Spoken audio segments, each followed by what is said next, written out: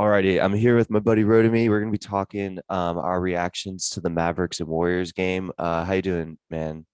I'm doing good. How are you, Max? I'm good. Thank you for asking. It's the morning after that game. We watched it.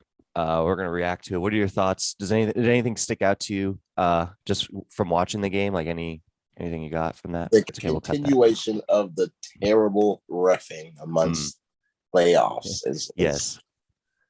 is pretty terrible in my mind. I mean, we have no, like you said earlier before we got on, we have no conformity against amongst the refs. It's all Yeah. what one ref says, what another ref says, and it's just Yeah. like like we were talking about before. The Wiggins call, they tried to call that a charge on Wiggins. I was Yeah. just like, it's It's it's bad. bad. It's bad. Yeah. But continue. I was just gonna say, like, I look at it like the NBA should be like the federal government rather than the state's government. Like, it should be one thing that does everything for the entire governing body, and not it shouldn't be like the refs shouldn't be like states coming in and making their own decisions and governing things on their own way. We need to have like one thing that like this is a charge, this is a blocking foul, this is a reach and foul. Like, we need to have one thing that like is what it is, because at points in the game it really is slowing down the momentum and the flow of the game. And I really hate when there's like a fast break and then something, the whistle's going to get blown somehow. Like, I hate those open lane fouls, stuff like that. It makes the game unwatchable at times, and it really slows down the pace. Like, it's just a Well, pain in the ass. there's also the thing of players doing take fouls. Yes, I hate that On too. those take fouls are awful on the open Open floor on the yeah open floor drives. I mean, they're terrible. I mean, players will literally foul you at the half court just so you won't get down the court and score. It stops the flow of the game. It's stupid. Yeah, they got to fix that. They got to make Also, that like a bigger foul or something. they do. They just need to make it a tech or a whatever it's called. But Yeah. last night, to my surprise, whatchamacallit, Draymond Green had 10. Wiggins had 27. I was not expecting Wiggins to show out with 27.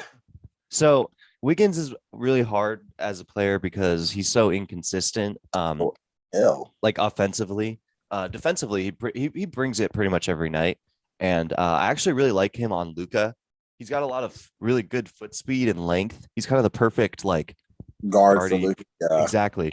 Just because of his speed and his athleticism, he can keep in front of Luka when he does all those crazy moves. I mean, no one can really keep in front of Luka. Like, it's hard to keep in front of Luka. Yeah, exactly. Like, I'm talking like he had a great night defensively. I mean, Luka still had 40 points, 3 assists, 11 rebounds. Like, he's just ridiculous. There's that one play he does like behind the back, through the legs, up the lane, and then hits a buzzer beater 3 from like 5 feet behind the line.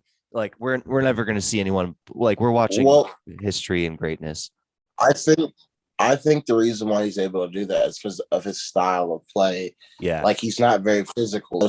He spends most of his energy when trying to get space, just trying to get space. Yeah. He's literally just trying to create space between you. So once he gets that space, he's liable to shoot. Yeah, and he's liable to make it. No, he's so efficient.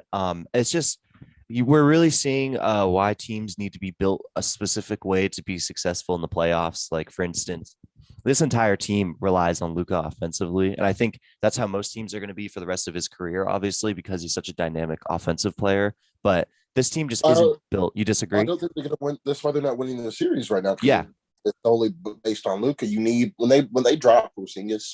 Yeah, traded him to the what? The Wizards. God, that is an awful team to be. That is an awful team to be traded to. That just sounds like, wow, you playing? No, that just sounds terrible. Yeah. But when they dropped Porzingis, I was like, there's no way they're making it to the Western Conference Finals.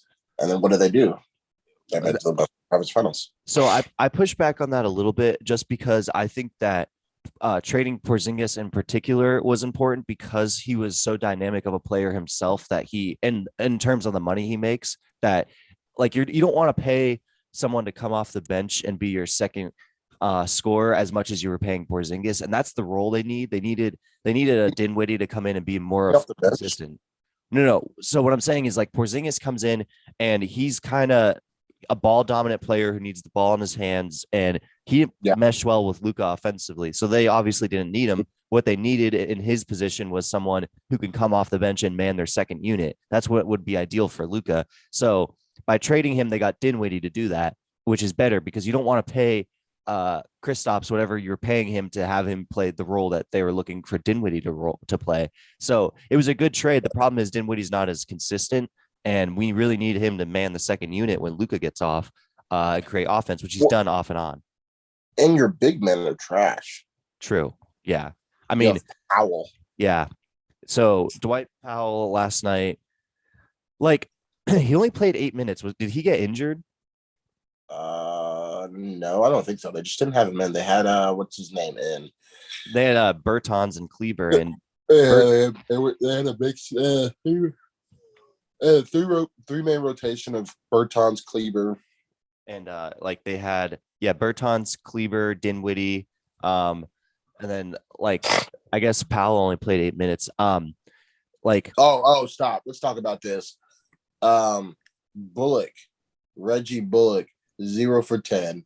Yeah. What kind of trash was that? 0 for 7 from 3, 0 for 1 from free throw, 4 rebounds. 4 rebounds in general, 4 assists, 2 steals, 0 for 7 from 3, 0 for 3 from the floor. Like, come on now.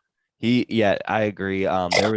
There were a lot of their offensive motion is Luka going down and getting open. Everyone collapses in on him and he kicks it out to Bullock or Kleber or whoever for a 3.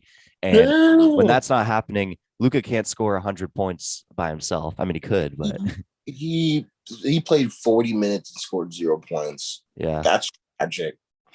That's like me out there. It's just you can't have that type of game and expect to win. Luka can't do it all himself, and it's going to be interesting to see what he does with the Mavericks going forward. How upset he's going to be as a competitive person.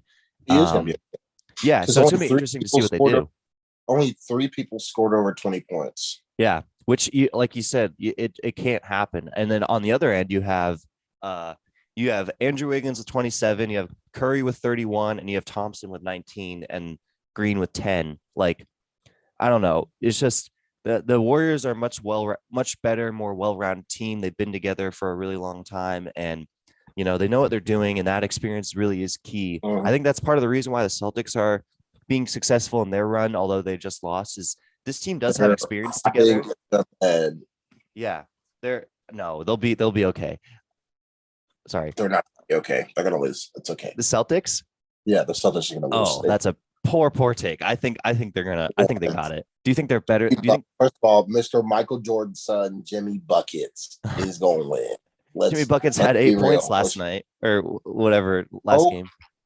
Okay, he literally said, "I would rather go 0 for 0. I just want to be physical." And look what happened. He played. He didn't shoot well, and look what happened. They still won. He said it. I just want to be physical. We didn't have Robert Williams, and Bam had 31. But when Robert Williams on the floor, Bam is less. Hey, 31 points. You got to take advantage of it, though. You got to take advantage. That's what I'm saying. Like, I think if we end up losing, it's going to be more. I would say it's more towards injuries. I mean, it's the same way. It's the same way that the Mavericks really didn't beat the Suns. The Suns beat themselves. Yeah, the Suns.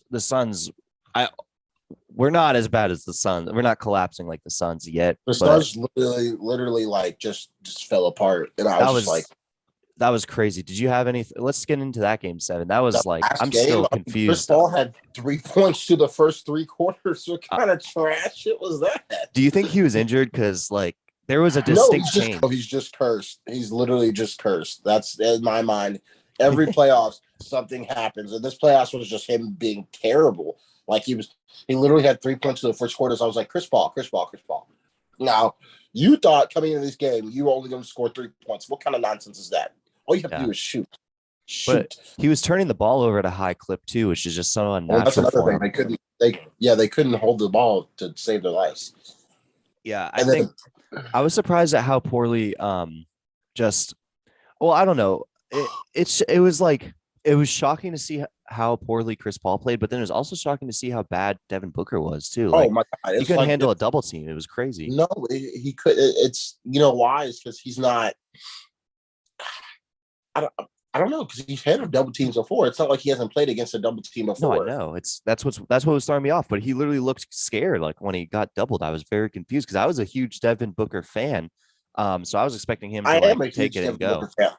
I just don't know what's made him so pussy. Yeah, I just don't, I think it's I hard just don't understand it.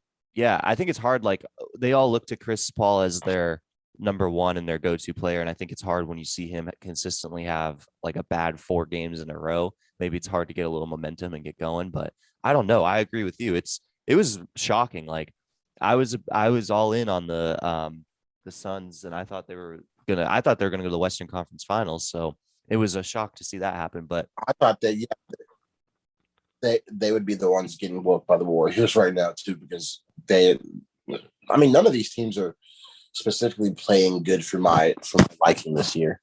yeah, no, it's been a strange playoffs. I really enjoy it though. I just want to get back to the Mavs real quick. They only ended up losing by 9, but that really didn't tell the story of the entire game. Like I never felt like they had it.